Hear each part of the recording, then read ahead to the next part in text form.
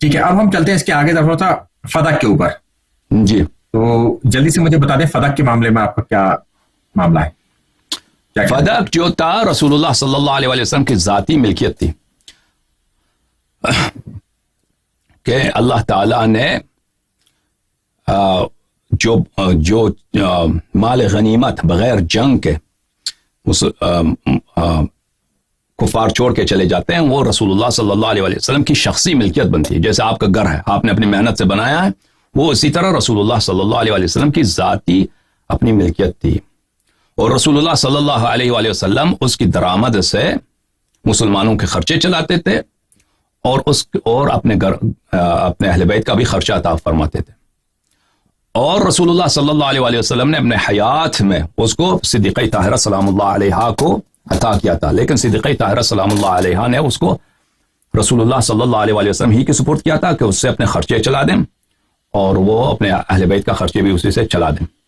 تو جب رسول اللہ صلی اللہ علیہ وسلم اس دنیا سے چلے گئے تو ابو بکر نے اس پہ ناجائز قبضہ کیا اور ابو بکر نے یہ حدیث گڑھی کہ ان معاشر الانبیاء لا نورث ما ترکنا صدقہ، کہ انبیاء علیہ السلام کی میراث نہیں ہوتی ہے اور وہ بھی جو بھی ان کا ترکہ ہوتا ہے وہ ترکہ صدقہ بن جاتا ہے. تو اس طرح صدیقہ طاہرہ سلام اللہ علیہا کو ان کے حق سے محروم کیا گیا، کیونکہ جو فدق تھا بہت بڑا علاقہ تھا، اس کی درآمد بہت زیادہ تھی. فدق کے علاوہ اور بھی باغات مدینے میں تھے، وہ بھی رسول اللہ صلی اللہ علیہ وسلم کی اپنی ذاتی ملکیت تھی جو بنی قریظہ وغیرہ سے ملا تھا بغیر جنگ کے. تو ان پہ بھی ابو بکر نے ناجائز قبضہ کیا اور سب صدیقہ طاہرہ سلام اللہ علیہ کو محروم کیا ان سے، کیونکہ ان کی حکومت ان کی کمزور تھی. رسول اللہ صلی اللہ علیہ وسلم جو مسلمین کا کے امور کا وہ چلاتے تھے وہ فدق ہی کے پیسوں سے چلاتے تھے.